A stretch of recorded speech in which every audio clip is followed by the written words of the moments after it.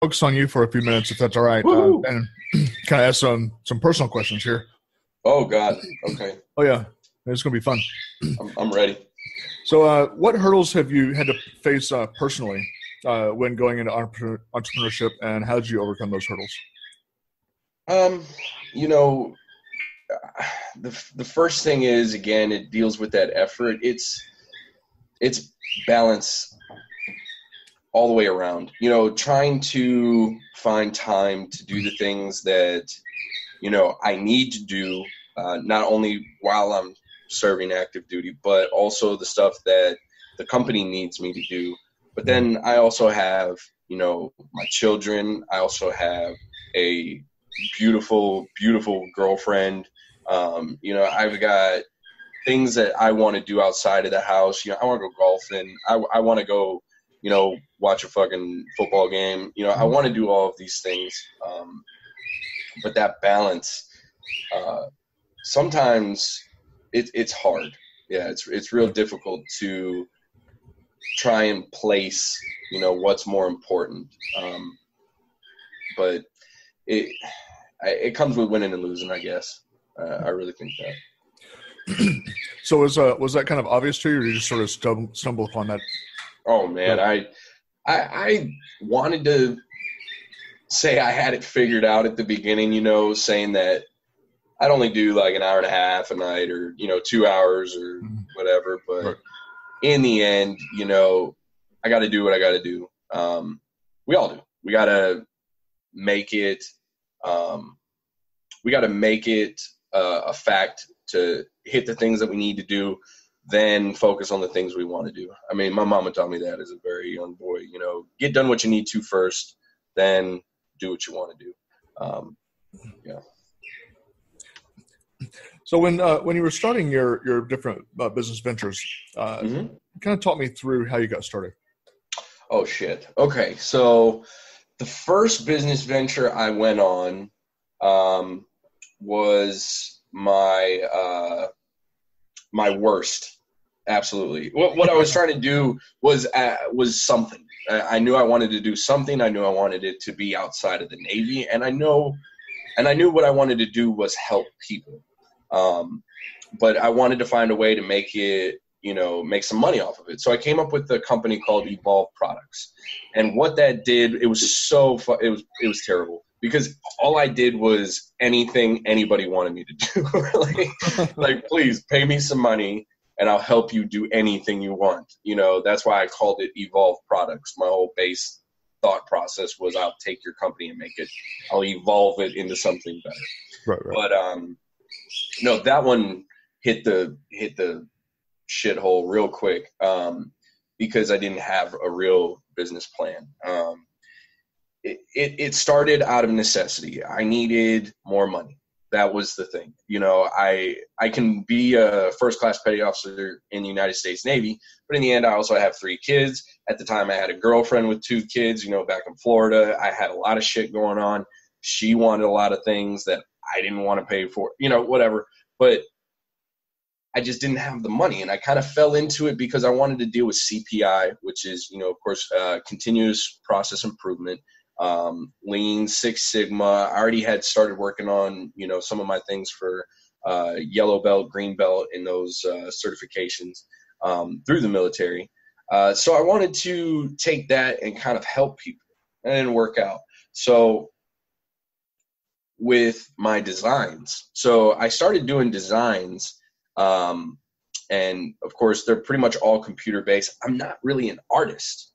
And I think the military kind of put my brain into that thought process, of course, because we use our thinking caps, right? Isn't that what everybody says? We use our thinking caps. So we don't always have an imaginative thinking cap that we wear. So one day, I just put on Chief Petty Officer last year, which is an E7 in, any other branch of the military. So for us, it's a big deal. But my mom actually called me, and she's like, Charlie, I really want a shirt that says, Navy Chief Mom. And I was like, okay, fucking yeah, that's great. Let me just pull that out of my ass real quick for you here. And, Send that up to Wisconsin. Go love moms, right? Yeah. So I was like, okay, great. Yeah, let me try and make that happen. And what I found out was I was actually kind of good, and it took me a minute just to step out of what I was used to, think about, how I would do it, play with it, work with it a little bit. And I actually came up with something that worked. And from there, designing has become something that I love doing, and it's what I make my money off of now too on the side. So it just took me to take a step back and kind of do something that somebody else wanted me to do. It wasn't even something that I wanted to do. It was something somebody else wanted me to do. And now it's just branched off into this, whole different thing. And, it's just taken off so great. So I'm assuming that she takes credit for your new business venture now? Oh, absolutely. She's wants a contract, and she wants, APR percentage, off net gain and all this shit. I told her I don't have the lawyer to come up with that paperwork, so I'm not signing shit. So, I love her though. I'm just kidding. Yeah, well, we'll set up some sort of we can set up a trust or something, and we'll stick it in there, and then. Yeah, we call it the Mund Fund, and right now it's a little low, so we'll get it up there though. So, what would you say your greatest strength is? Oh God. Okay. My greatest strength is tenacity. There's few people out there I've met that have the same type of drive that I do. In the military, I've been really lucky to come across a couple of those people. I have this guy that's in the business with me right now too, of course, and his name's Terry Maynard. That guy just does not fucking stop. He is one of those people that I can say 100% has the same type of tenacity and drive. I don't know where the hell he gets it from, mind you. I really don't. The man's about like 42 now.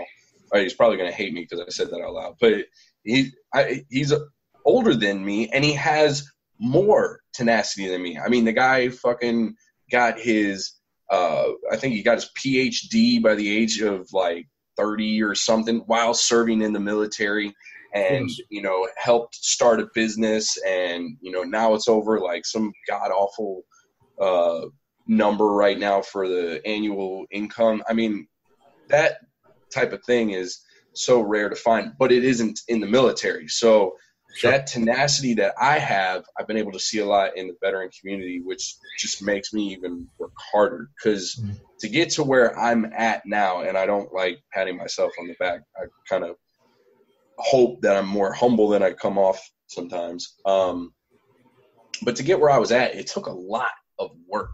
It took a lot of just, getting punched in the face, sometimes literally, and getting the fuck back up and having that same drive every single day. And I can 100% equate that because of my kids. I told you guys at the beginning too, I was 18 when I had my daughter came into the world, and that tenacity at that moment, it happened for me. And, thank God I joined the military and everything was pushed in the right direction. So kind of able to be where I am today because of that. Yeah. Excellent. So on the flip side of that, what would you say your greatest weakness is then? Ooh, that's a good one, Daniel. Okay. My greatest weakness is being my own worst critic. And that also comes down with my perfectionism that I have with certain things, because I work on something for so long, and I will be like, even with the design, sometimes I will mess with it until my fingers bleed. And, knowing damn good and well it was good about 6 hours ago before, where I am right now. So I know that that's one of my biggest weaknesses. And when it comes to art, that's how I view what I do. I view it as art. Sure. With art, it's you can't. The point of art is that most of it isn't perfection, anyways. Sure. There are flaws. There are things wrong with it. So I have a real hard time fucking dealing with that, and I know it. So I try to, you know, wean myself down a little bit for the perfectionism and try to let things go. But yeah, I know that's my biggest weakness. Yeah, I can definitely relate with you on that one because I'm not only, you know, people that know me really well, they'll agree. I'm not only a perfectionist, but I'm also kind of controlling. So, you know, it's the most toxic combination is being a controlling perfectionist. Yeah, is that why my mic keeps cutting out at certain times? You're trying to. No. I was just kidding. No, yeah. That's what it was. You know, you weren't saying what I wanted you to say, so I was muting you out there. Yeah, it's all good, Daniel. So, you know, people get ideas in different places. You know, where would you say you get your best ideas? You know, other than, you know, the head. You know, everybody gets good ideas in the head, but where do you get yours? The customer. That's where I get the best ideas. You know, if it's not just like a coin that we're designing, or if it's a belt buckle, even if it's just, I tell people all the time, like, just send me a crude, and I use that word, crude picture, draw something out, sketch something, you know, I'll take it from there. If I get an idea put into my head based on something that one customer is just toying with, right, then I run. I'm off to the fucking races, and you'll catch me next week because, or you may not catch me at all. I don't know how fast you run. So I think that my best work comes from seeing not only maybe something at the beginning, but even at the end when I hear things, these ideas just pop into my head. And I love playing off of, you know, the business partners that I have. They're just as crazy and outlandish as I am. And sometimes we just come up with stupid shit because we think it's funny. And, you know, from there, it just shoots off, and, you know, it becomes something actually that works. So, you know, I love it. So if you're to describe your business from a very high level, kind of the process that's behind what you do in your business, how would you describe that?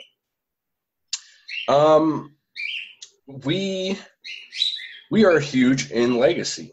And again, another huge reason why I wanted to be on this podcast.